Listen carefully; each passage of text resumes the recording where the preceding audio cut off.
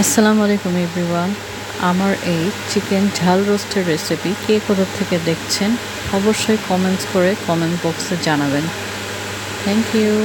চিকেনগুলো ম্যারিনেট করার জন্য প্রথমে লাগবে 1 চা চামচ লাল মরিচ, 1 চা চামচ জিরা, 1 চা চামচ ধনিয়া গুঁড়া, 1 টুকরা লেবু, হাফ চামচ গোলমরিচের গুঁড়া, 1 টেবিল চামচ পরিমাণ সয়া সস, 1 টেবিল চামচ টমেটো সস। এগুলো ভালো করে চিকেনের মধ্যে মাখিয়ে নিতে হবে। এর সাথে আমি ফ্লেভারের জন্য কাঁচামরিচ অ্যাড করেছি। আপনারা চাইলে ঝাল বেশি দেওয়ার জন্য বোম্বে মরিচও অ্যাড করতে পারেন। এতে কাঁচামরিচ বা বোম্বে মরিচের ফ্লেভারটা খুবই সুন্দর আসে, যা খেতে খুবই সুস্বাদু লাগবে। আর আমি মিডিয়াম ফ্লেমে এটা ফ্রাই করে নেব।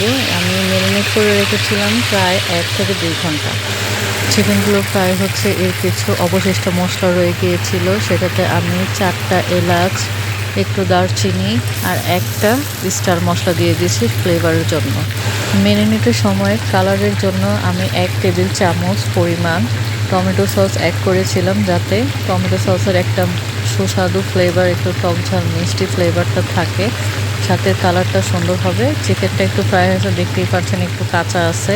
আমি আরেকটু সময় নিয়ে এটাকে ফ্রাই করব। এটা আমার ফ্রাই করতে সময় লেগেছে 8 থেকে 10 মিনিট। চিকেন ভাজা হয়ে গেলে ওই তেলের মধ্যে একটু সরিষার তেল, 1 চা চামচ পরিমাণ জিরা, 1 চা চামচ ধনিয়া গুঁড়া, একটু কালো মরিচের গুঁড়া অ্যাড করে ভালো করে কষে নিতে হবে। এতে আমি কোনো ধরনের পানি ব্যবহার করব না। তারপরে হচ্ছে এতে 1 টেবিল চামচ পেঁয়াজ বাটা দিয়ে ভালো করে নেড়ে চেড়ে এটাকে আরেকটু ভাজা ভাজা করে নিতে হবে। তারপর এতে আমি 1 চা চামচ পরিমাণ লাল মরিচের গুঁড়ো অ্যাড করে নিয়েছি। এটা আরও ভালো করে কষে নিতে হবে। কষে নিয়ে দেখবেন ভাজা ভাজা হয়ে গেলে আমার যে অবশিষ্ট মশলাগুলো ছিল সেই মশলাটা আমি অ্যাড করে নিচ্ছি। অ্যাড করে সেটা আরেকটু ভেজে নিব। তারপর সামান্য পরিমাণ পানির সাথে আমি একটু সস দিয়ে 1 টেবিল চামচ পরিমাণ সস দিয়ে এটা ভাজা ভাজা করে নেব। তারপর এতে চিকেনগুলো ছেড়ে দিব।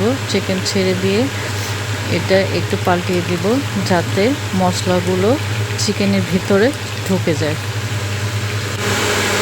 চিকেনগুলো দেখতেই পাচ্ছেন খুব সুন্দর কালার হয়ে গিয়েছে। আমি এটা কিছুক্ষণের জন্য আবার ঢাকনা দিয়ে ঢেকে দিব।